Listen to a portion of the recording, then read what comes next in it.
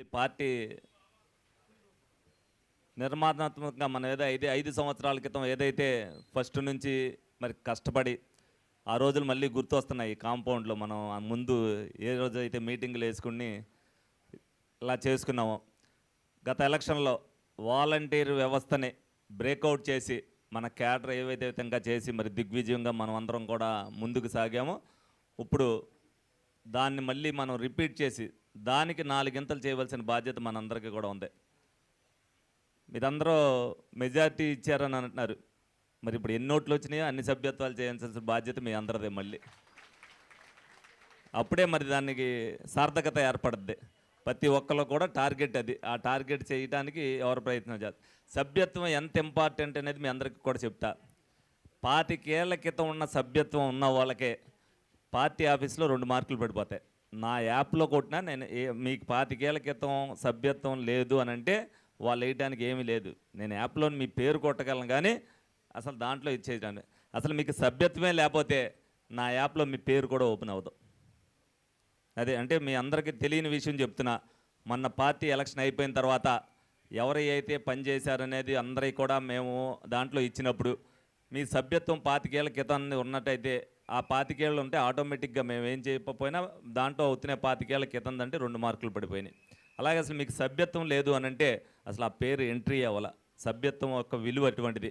అంటే కొంతమంది పార్టీ పదవులు ఆశించే వాళ్ళలో ఇవాళ సభ్యత్వం లేకపోతే అసలు పార్టీ పదవి ఇచ్చే పరిస్థితి కూడా లేదు. అంటే నా చేతుల్లో లేదు, ఆయన చేతుల్లో లేని పరిస్థితి.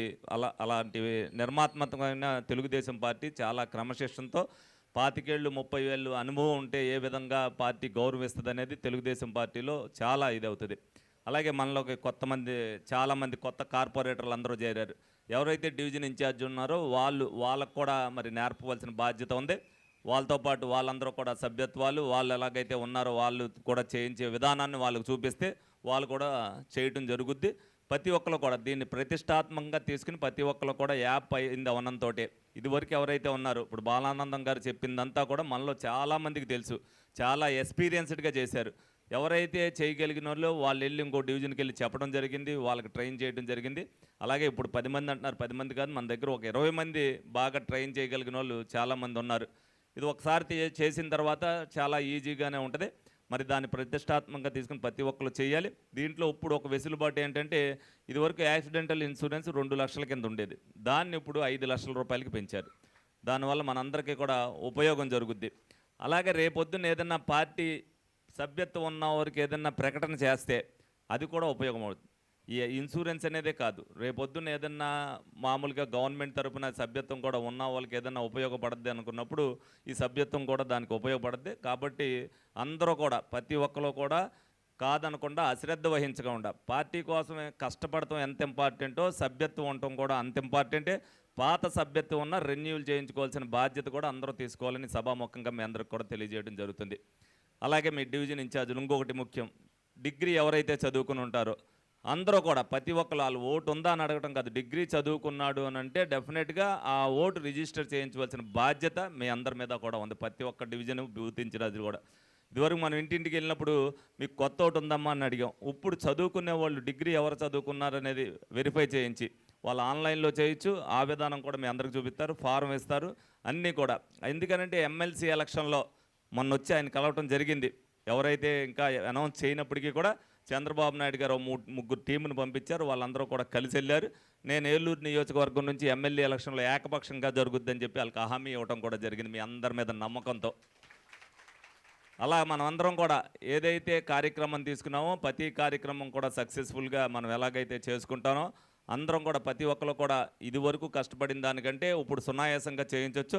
అశ్రద్ధ వహించుకోకుండా దీన్ని ఒక బాధ్యతగా తీసుకుని, ఎందుకంటే భవిష్యత్తులో ఒక్కొక్కటిగా ఏదైతే పనులు చేసుకొస్తున్నారో కొంతమంది ఇప్పుడంటే మనం కూడా జాగ్రత్తగా ఒక్కొక్కరికి మనం అందరం చేసుకుంటూ వస్తున్నాం.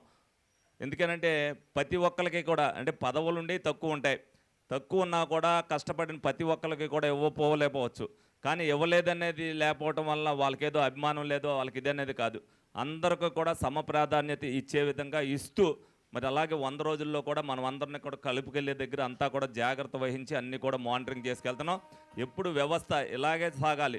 ఇలా సాగుతూ దీంట్లో ఏమైనా లోపాలు జరుగుతుంటే అవి కూడా సరిదిద్దుకుంటూ అందరం కూడా కూర్చుని కూలంకషంగా చర్చించుకుని పార్టీ కమిట్మెంట్ ముందు పార్టీ మనకు తల్లి లాంటిది. పార్టీని ఎవరో విమర్శిస్తే ఎవరైనా సరే, ఎంత పెద్ద నాయకుడు అంటే నేనన్నా సరే పార్టీని ఎందుకంటే పార్టీ అన్నీ చేయలేకపోవచ్చు. ఒక్కొక్కటి కూడా మన ఏలూరు నియోజకవర్గానికే మనం అన్ని పనులు చేయలేనప్పుడు రాష్ట్ర వ్యాప్తంగా పార్టీ ఎన్ని చేస్తుందనే ప్రజలకి మంచి జరుగుతుందా లేదా అనేది స్ట్రైట్ అవే మనం చూడాలి. ప్రజలకు మంచి చేసే విధానాన్ని ఎక్కడైనా లోపాలు జరిగితే ఈ కూలంకుషంగా మేము చర్చిస్తాం, వాళ్ళతో చెప్తాం. దాంట్లో వాళ్ళు కూడా చర్చించి ఇవన్నీ కూడా సరి చేసుకుంటూ వస్తున్నారు.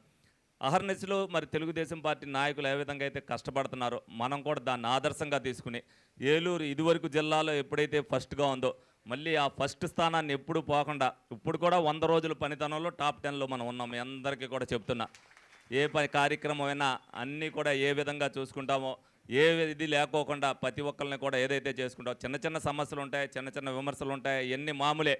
అవన్నీ ఏంటంటే నీటిలో బుడగలు లాంటివి, అవి మనం పట్టించుకోవాల్సిన పనేం లేదు. అవి నిదానంగా ఒక్కొక్కటిగా ఆ చిన్న చిన్న బుడగలు కూడా అన్నీ కూడా మన నీటిలో కలిసిపోతాయి తప్పితే అంతకుమించి వేరేది ఏమి ఉండదు. అందరూ కూడా ప్రతి కార్యకర్త కష్టపడిన ప్రతి ఒక్కడికి కూడా ఒక్కొక్కటిగా న్యాయం జరుగుద్ది. మీరేమో అపోహలు పడిన అవసరంలా, మమ్మల్ని పాటలాడలేదేమో అని మీరేమో అన్న అవసరంలా. ఇదివరకు ఎలాగున్నానో ఇప్పుడు అదే. అహంకారం అనేది నా దగ్గరికి దరి చేరని ఒకటే ఒక విషయం, నా దగ్గరికి అహంకారం. పదవితో నాకు అహంకారం ఏం లేదు. ఇది వరకు మీతో ఎలాగున్నానో ఇప్పుడు కూడా అదే విధంగా ఉంటున్నా. కాదే కొన్ని విషయాల్లో కొద్ది కఠినంగా ఉంటాయి కానీ వాళ్ళు ఎనరు కాబట్టి కొన్ని నిర్ణయాలు తీసుకునే దగ్గర ఒక్కొక్కటి కఠినాత్మకంగా తీసుకోవాల్సిన అవసరం ఉంది. అది మీ అందరూ మంచి కోసమే. మీరందరూ అనుకోవచ్చు, ఏదైతే మీరందరూ కూడా ఓ తండ్రి తల్లి ఏ విధంగా అయితే అందరికీ మంచి జరగాలని పిల్లలకు చూస్తారో, నా కార్యకర్తలందరికీ మంచి జరగాలని చూసే మొట్టమొదటి వ్యక్తిని నేనే చెప్తున్నా.